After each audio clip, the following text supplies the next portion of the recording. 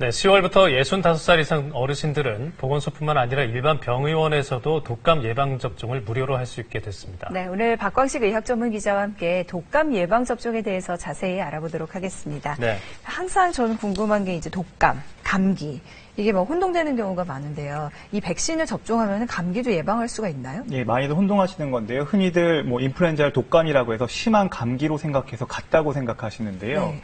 이 결론부터 말하면 이 감기하고는 엄연히 다른 병입니다. 이 독감은 인플루엔자 바이러스가 원인으로 코를 통해서 기관지, 폐로 깊숙이 침투해 고열, 기침, 근육통 등 심한 증상뿐 아니라 폐렴 같은 합병증을 일으킵니다. 그런데 감기는 인플루엔자가 아닌 코로나나 리노 같은 다른 바이러스가 원인으로 기침, 콧물 같은 주로 가벼운 호흡기 질환을 일으킵니다. 따라서 인플루엔자, 즉 독감 백신을 맞는다고 해서 가벼운 감기는 막을 수가 없는 겁니다. 예, 이번 여름에 홍콩 독감이 유행했는데 그 백신 접종하면은 홍콩 독감도 예방이 가능하다면서요? 네, 이번 인플루엔자 주사 한 방으로 3가지 독감 바이러스가 예방이 가능한데요. 네. 2009년에 크게 유행했던 신종플루, 올여름 홍콩에서 유행했던 홍콩 독감, 그리고 또 남반구에서 유행한 인플루엔자 B형, 이렇게 3가지입니다. 건강한 성인 기준으로 백신을 맞으면 해당 바이러스 침투 시 최대 90%까지 독감 예방 효과가 있습니다. 노인이나 만성질환이 있으면 백신을 맞아도 면역력이 약해 예방 효과가 조금 떨어지긴 하지만 입원과 사망을 줄이는 효과가 입증된 만큼 오히려 더 적극적으로 접종할 필요가 있습니다. 네. 그러면 이제 지금 막 한창 이제 맞으라 이런 얘기가 나오고 있으니까 지금이 맞기에 최적기인가요? 예, 그러니까 너무 빨리 맞아도 너무 늦게 맞아도 안 되는데요. 10월 중순부터 11월 초 사이에 맞는 게 가장 좋습니다. 네. 왜냐하면 우리나라 독감 유행 시기가 11월 말부터 1차 유행, 그리고 4월 무렵에 2차 유행, 이렇게 6개월에 걸쳐서 2차례가 있는데요. 한 번 맞는 인플루엔자 백신은 딱 6개월 정도 효과가 가기 때문입니다. 그러니까 10월 초에 맞으면 2주 뒤부터 예방 효과가 나타나니까 10월 중순부터 시작해 6개월 지속 효과가 4월 중순쯤 끝나버려서 네. 4월 후반 이 2차 유행을 완벽히 막을 수가 없는 겁니다.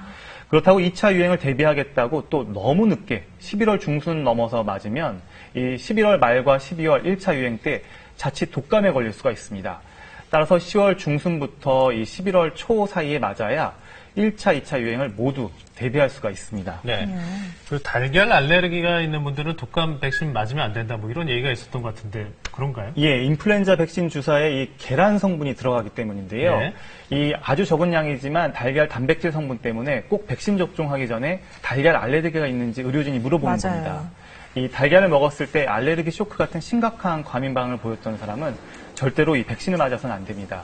그런데 최근엔 달걀 성분이 사용되지 않는 이 세포배양 백신이 나와서 접종이 가능하기 때문에 의사와 상담을 통해서 또 맞을 수가 있습니다. 네. 그리고 이제 임산부 경우는 어떤가요? 예, 임산부, 임신한 여성들의 경우에 혹시 백신 때문에 아기가 어떻게 될까봐 건너뛰는 경우가 있는데요. 이 임신 동안 인플루엔자 예방 접종은 절대 금기 사항이 아닙니다. 오히려 임신 중에 인플루엔자에 감염되면 일반인보다 이 감염 합병증 위험성이 더 크기 때문에 보건당국은 임신부의 인플루엔자 백신 접종을 권고하고 있습니다. 단 코에 뿌리는 약독화 생백신은 임신부에겐 금기입니다. 그냥 주사제 형태의 이 불활성화 독감 백신이라면 임신 시기에 상관없이 접종하면 됩니다. 네. 자, 그 외에 주의할 점 뭐가 있을까요? 예, 이 예방 접종을 할 때 혹시 열이 나서 감기 때문에 열이 나는 경우에는 열이 내릴 때까지 접종을 미뤄두는 게 네. 좋습니다. 이 열이 없는 콧물 감기는 맞아도 상관이 없는데요.